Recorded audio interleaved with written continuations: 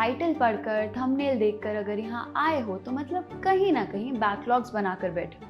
JEE 2027 की तैयारी start करे अभी 3 महीने हुए हैं, ऑलरेडी बैकलॉग का स्टेटस देखकर लग रहा है कि 2 साल भी कम पड़ जाएंगे पूरी तैयारी के लिए। क्लास में बाकी बच्चे तो आंसर दे रहे होते हैं, वो तो रोज डीपीपीज में से डाउट पूछ रहे होते हैं, उनकी तैयारी तो पूरी स्पीड से चल रही है। एंड यू आर वंडरिंग कि जेईई का प्लान बनाकर कहीं गलती तो नहीं कर दी।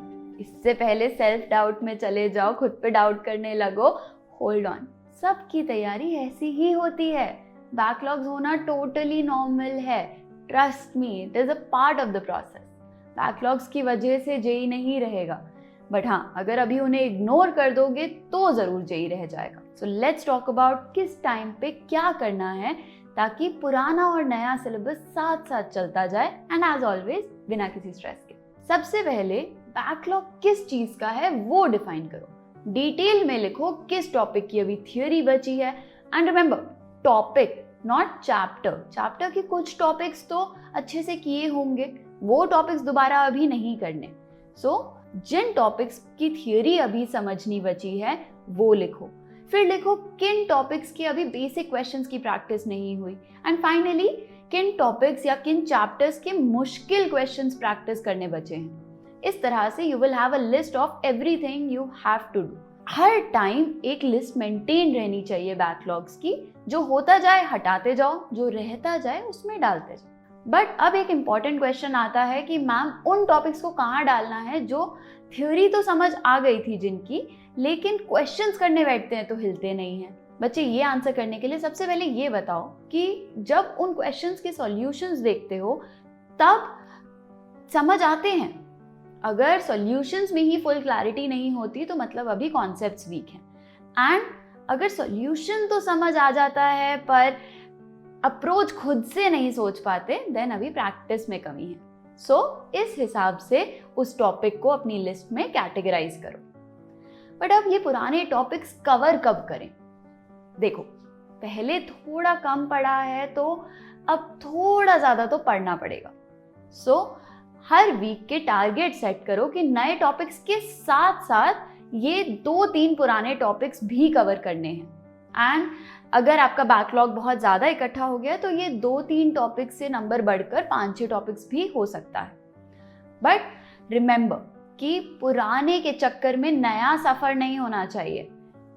नया टॉपिक एकदम सही से चलना चाहिए। पुराने के केस में priority should be theory plus basic questions की practice.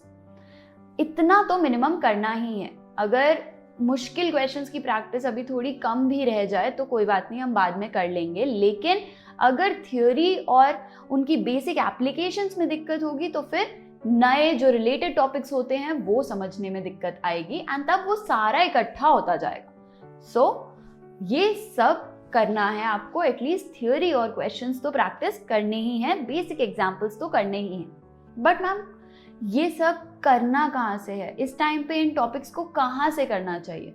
Well, for that we are bringing something huge on YouTube for all your subjects, all your topics, basically everything you will need for JEE.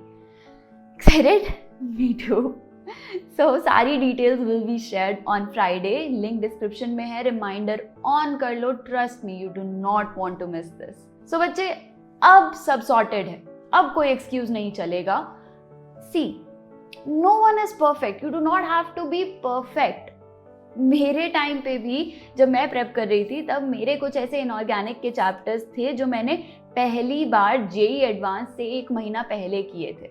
Yes, so backlogs होना, as I said, is totally normal. सबके होते हैं। No one is perfect, not even toppers, but what they are is consistent.